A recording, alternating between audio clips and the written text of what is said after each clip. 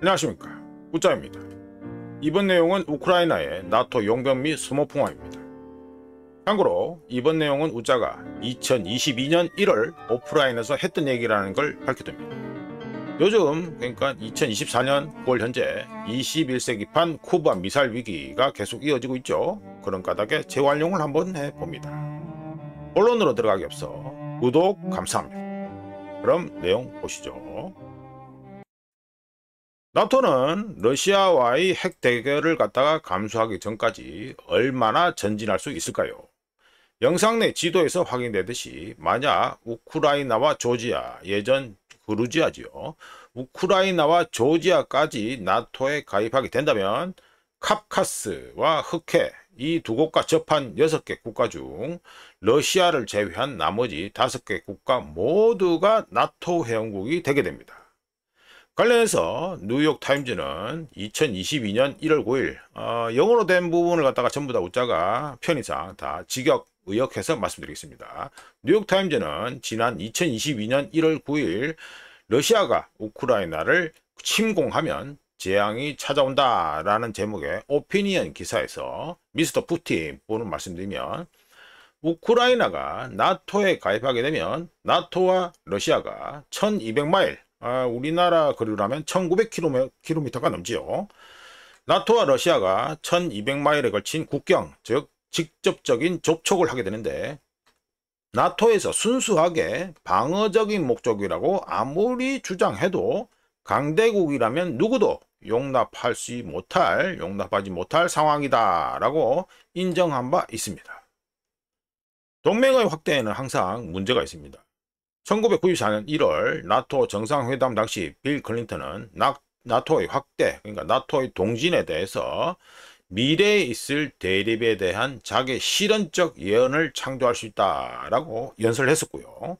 당시 1994년 당시 우크라이나와 조지아가 강력하게 반대했음에도 불구하고 나토는 계속해서 동쪽으로 나아갔었죠.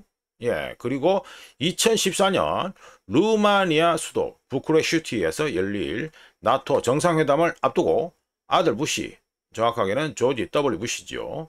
아들 부시가 우크라이나의 나토 가입에 대한 강력한 지지를 표명했을 때, 당시 프랑스 총리였던 프랑스와 피용은 우크라이나와 조지아의 가입, 그러니까 나토 가입에 프랑스는 그린라이트, 그러니까 그린라이트를 켜지 않을 것이다 라고 하면서 거부했고, 다른 나토 회원국들도 프랑스의 입장을 지지했었습니다.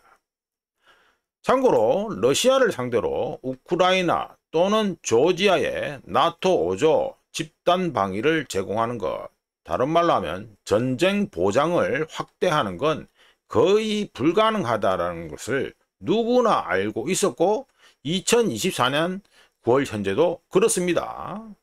물론 나토 5조를 우크라이나에 제공해 줄 수 없었음에도 불구하고 나토는 우크라이나와 상호적이지 않은 관계, 그러니까 비상호적 관계를 맺었고요. 우크라이나를 러시아에 대한 나토의 교두보로 이용하면서도 우크라이나에 대한 안전보장 제공은커녕 나토의 우크라이나 지원의 한계가 어디까지인지 설명하지 않는 뻔뻔한 모습을 보여주고 있었고 보여줬었습니다. 다만 나토 5조를 대신해서 수십억 달러의 IMF 대출이 사용됐었는데요. 부패에 찌들어 있었고 외국의 원조를 개인적인 이득을 얻는 수단으로 습관적으로 취급했던 우크라이나 정권과 관리들은 IMF가 주는 수십억 달러의 대출에서 스스로 만족할 만한 이유를 충분히 찾을 수 있었습니다. 참고로 350여 년 동안 러시아와 함께 살아온 우크라이나인들은 러시아를 건드리면, 러시아 곰을 건드리면 필연적으로 반발이 일어날 것이라는 걸 역사적 경험을 통해 알고 있었어야 했고 이미 알고 있었습니다. 하여간 놀랍게도 우크라이나를 치명적인 위험에 빠뜨렸지만 나토는 우크라이나의 나토 가입이 이루어지지 않았다라는 걸 인정하지도 않으면서 결론적으로는 러시아의 우크라 침공 근거는 더 힘을 받게 되었습니다. 뭐 지나가서 기억이 안 나실지 모르겠지만 관련해서 바이든은 2021년 12월 우짜가 폴리티코 기사를 갖다가 캡처한 겁니다. 역시나 영어 부분 we have 형광색으로 밑줄 친 거 그대로 바로 번역해서 말씀드리겠습니다. 러시아가 공격한다면 우리는 나토 5조에 따라 나토 동맹국에 대한 도덕적 의무와 법적 의무, 즉 집단 방위를 할 의무가 있다. 나토 5조는 신성한 의무인데 그런데 우크라이나에는 나토 5조가 적용되지 않는다라고 첫 번째 형광색 부분을 분명히 얘기한 후에 요즘 목격되는 21세기판 쿠바 미사일 위기, 즉 러시아에 대한 우크라이나의 장거리 미사일 사용 허가 건과 관련해서 서방, 미국과 영국 등에서 계속 얘기하는 수법, 뭐죠? 개별 나토 회원국들의 의향에 달려있다라는 점을 갖다가 당시에도 2021년에도 첨언한 바 있습니다. 그러면서 두 번째 형광색 밑줄 부분 but the idea 이 부분 말씀드리면 하지만 우크라이나를 침공하는 러시아에 맞서기 위해 미국이 일방적으로 그러니까 혼자 말이죠. 혼자 무력을 사용할 것이라는 아이디어는 현재 그러니까 2021년 12월 현재 당시에 들고 있는 카드 중에는 없다. 즉 이게 무슨 말입니까? 우크라이나를 위해 미군이 투입될 가능성은 제로다 이 말이죠. 다만 러시아가 침공하면 심각한 결과가 초래될 수 있다라고 하면서 우크라이나 방어를 위한 군사 개입 카드를 배제하는 발빠른 대응을 보여준 바 있습니다. 까놓고 얘기해서 2021년 12월 바이든의 발언은 비겁한 말을 짜집게 한 발표, 스테이트먼트였는데요. 바이든은 요점을 피하면서 자신의 발표의 무게를 법적 의무의 부재, absence of legal obligation에 두려고 했습니다.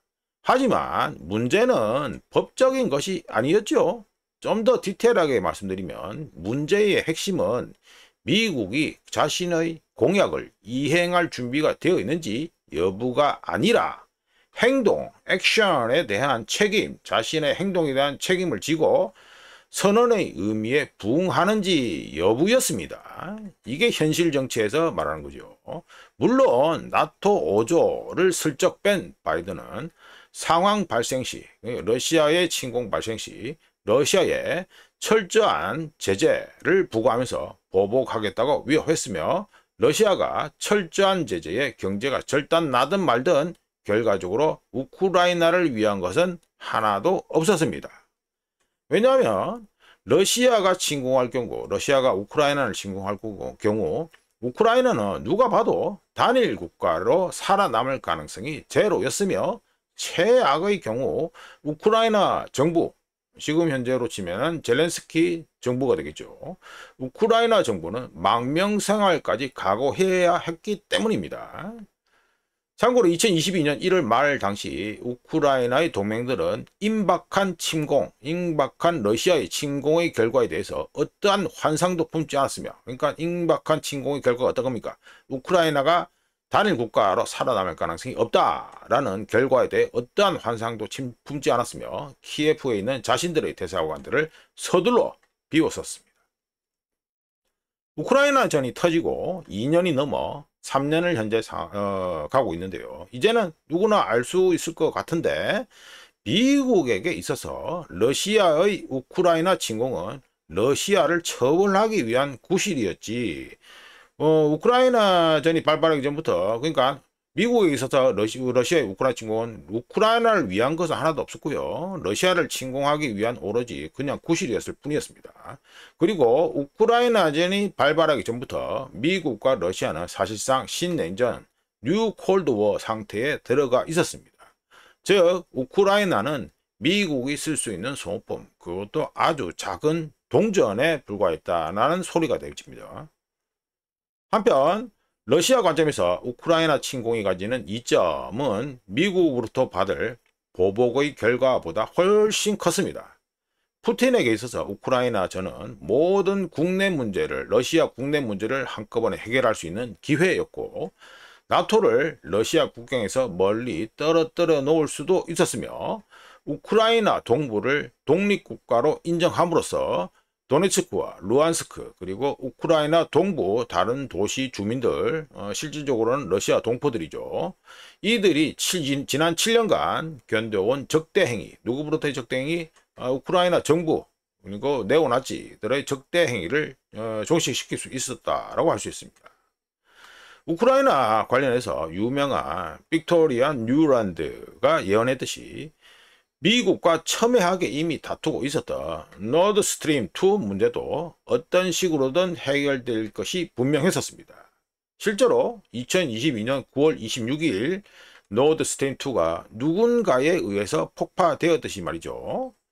만약 러시아가 침공의 결과로 친러 성향 우크라이나 정부를 갖게 된다면 2015년 이후 에너지 위기를 계속해서 겪고 있던 우크라이나는 에너지 수요를 충족시킬 만큼 충분한 천연가스를 얻게 될 것이고, 친러 우크라이나 정부를 위해 모스크바는 합병한 영토를 제외한 나머지 영토에서의 군대 철수를 제재 해제와 협상할 수 있는 우월적 입장에 설 가능성이 여전히 2024년 현재도 남아 있습니다.